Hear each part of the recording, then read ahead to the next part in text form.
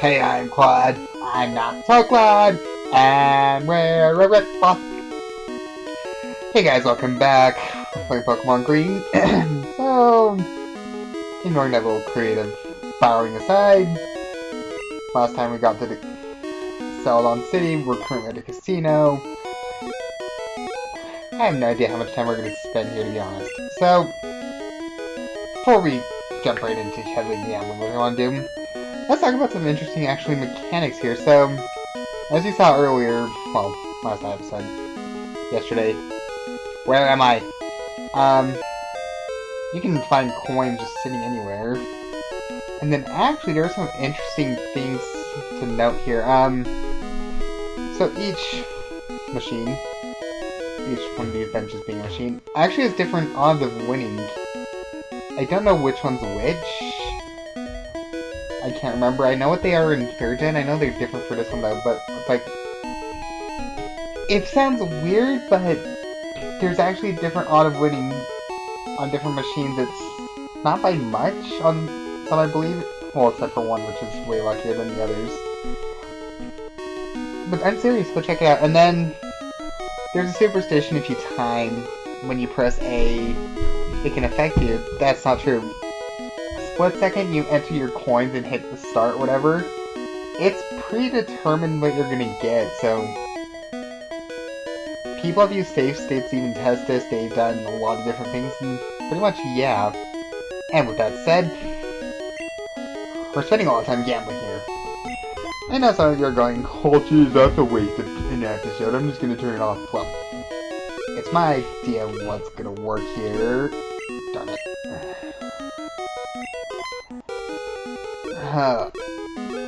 And part of the fun is just seriously, about these things is just, you never know what's gonna happen, and it's a nice little change of pace. Except I'm gonna keep losing. Okay. So I guess in the meantime, while we're waiting here, what to talk about? So, I suppose 2 times ago, when we were south of Lavender, I told you guys I was going to talk to you some stories, and then completely forgot about it last episode just because I had the memory span of...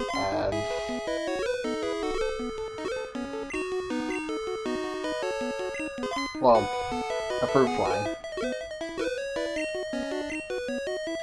So let's see. I think I talked about when I first got Pokemon Yellow.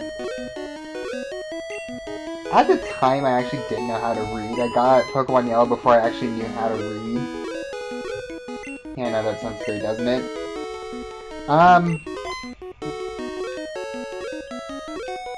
There are actually a lot of interesting things that came to that. The first sentence I actually read were balls that contain Pokemon, just from Professor Oak.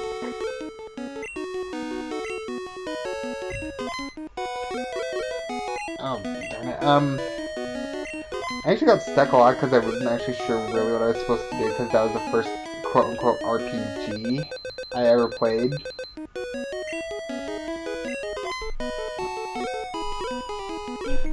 Darn it.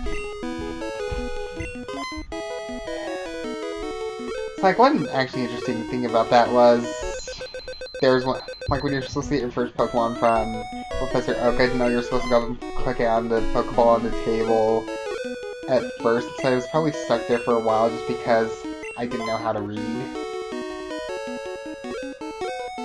I figured out slowly how to read after that, but it was still very confusing to me, English as a language, and so the whole Brock thing aside,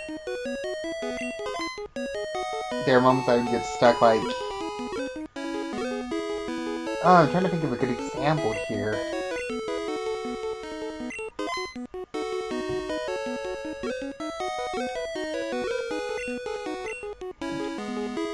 I can think of more examples like with Pokemon Gold. Like Lake of Rage, when someone's talking about a pink Butterfree they saw, I thought it meant literally that there was a pink Butterfree just lurking around Lake of Rage, and a few things like that. I just can't really remember them, it's been so long. My first playthrough, I got stuck on Brock, just I think I talked about that. There's not that much available at Pokemon Yellow before Brock, and it was very, very hard to work with. And then I remember the first time I actually got my Butterfree was north of Cerulean, my first beat Brock with a Pidgeotto. My eldest sister actually did Mount Moon for me the first time I played it because we shared the Game Boy. So I actually never learned how to do Mount Moon until the year after. First time through Rock Tunnel, that was an uphill battle because I only used Pikachu back then. We're switching machines, this one sucks.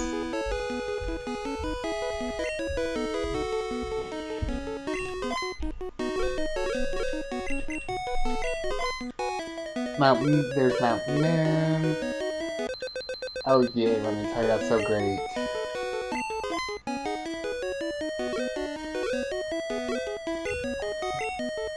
Mount Moon,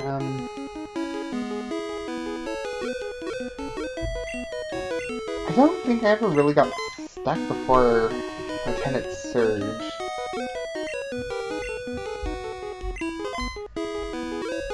Well, it might have been because of rival battle and blah blah blah. I don't really remember. I just remember Cut being a weird concept. And then Rock Tunnel was a pain to get here because Pikachu, and I never knew where to get Flash when I was a kid.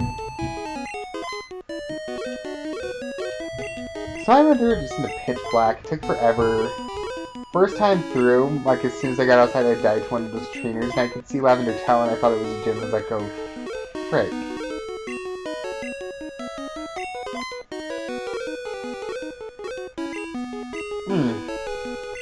Let's see, made it to Celadon. I remember it took me a while to get through here. I think then I got to Koga and my save file corrupted, and because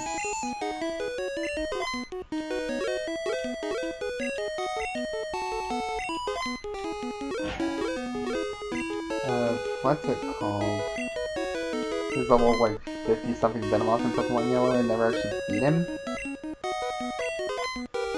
And then I kinda lost interest in Pokemon Yellow for a while. I don't really remember my first run through for Red or Blue. I just remember I found out the Masinga glitch randomly and made the Elite Four a lot easier. And catching every Pokemon thereafter.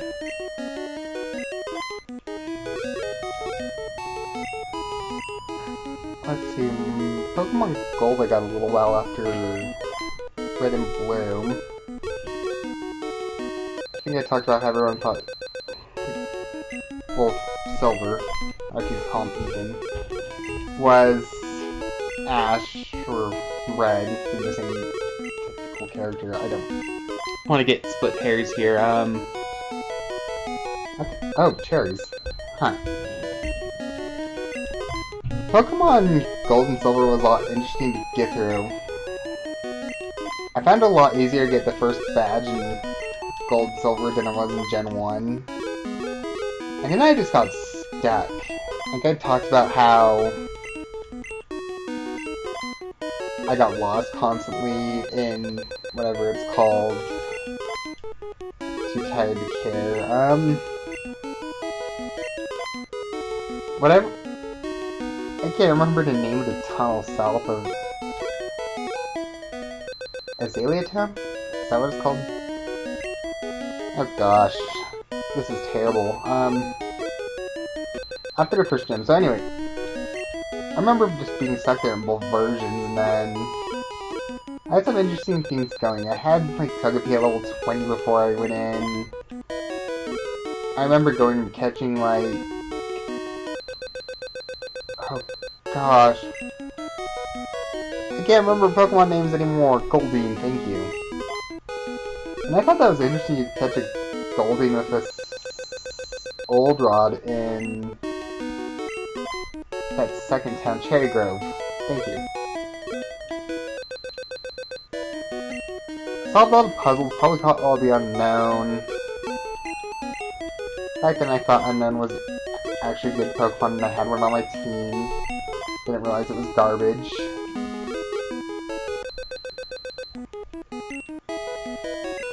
Ugh.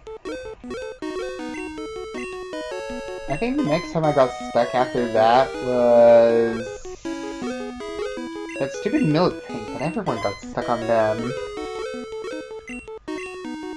I don't think I got stuck again until I got to Ice Path, and I couldn't figure it out for the life of me, just that sliding puzzle. I just ended up braving Pokemon and... Yummy.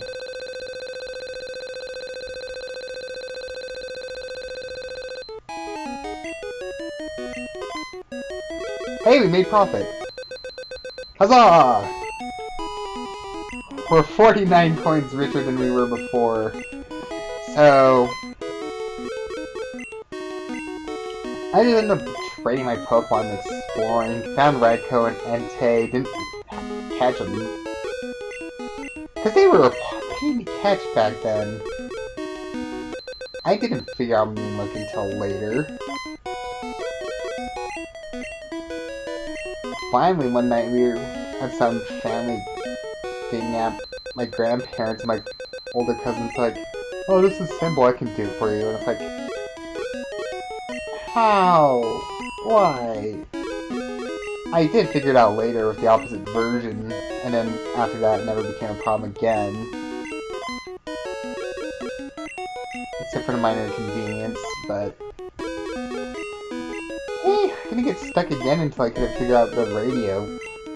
That you got a radio card in Kanto. Elite Four was interesting though.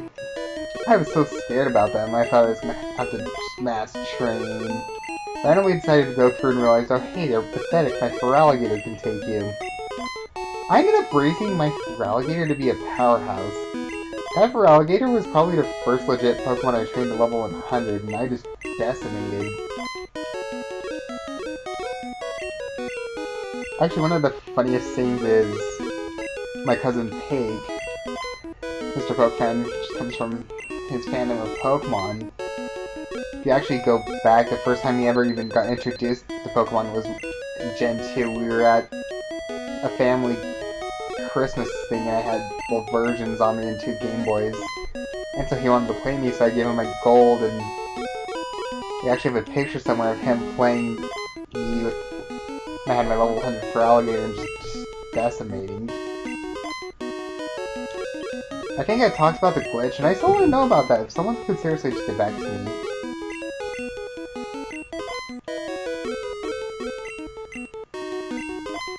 You win some, you lose some, by the way, not credits here. We'll get the jackpot, and then I'm just gonna laugh and then cry, because so far we wasted about 13 minutes on this.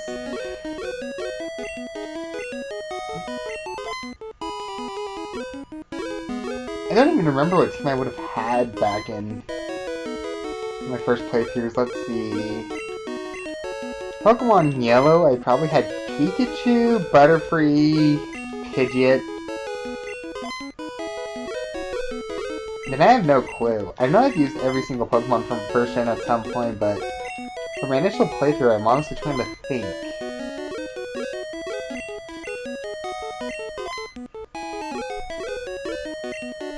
Silver, probably. Let's see, I've had Feraligatr,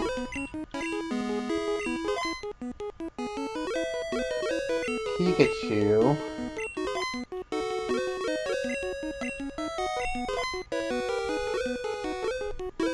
I think Lugia. And I don't remember. Yeah. It wasn't until really Gen 3 I actually can remember most of what actually happened with my life in this series. When Gen 3 came out, I was a little older. I had more solid memories about what's going on, and it's more recent.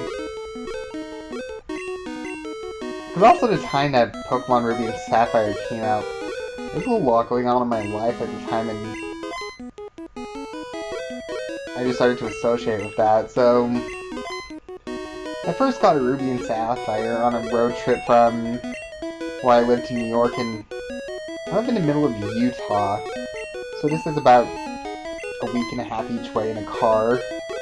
My parents are thinking, oh yeah, he can totally take that. He just gave me a Game Boy and Pokemon Sapphire. He ended up having to give me a Ruby to keep me entertained because I beat it halfway through and then just got bored.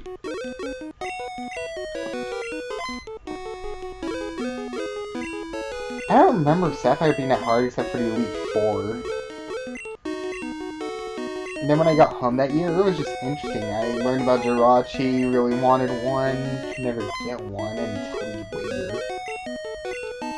There was actually a lot interesting at the time. Like, I wasn't ever really on the internet, and so like rumors spread like wildfire, and I actually found out about the Reggies probably much later from one of my friends, and I'll actually continue this next time. I didn't realize it's already that time, and yes, we just seriously wasted this entire episode at a lottery machine. I'll get that Porygon Sunday. It's happened, it just takes forever. So next time I'm actually going to do something serious. I might go in the Rocket Hideout, we can go to the gym. We'll figure it out. Okay, next time.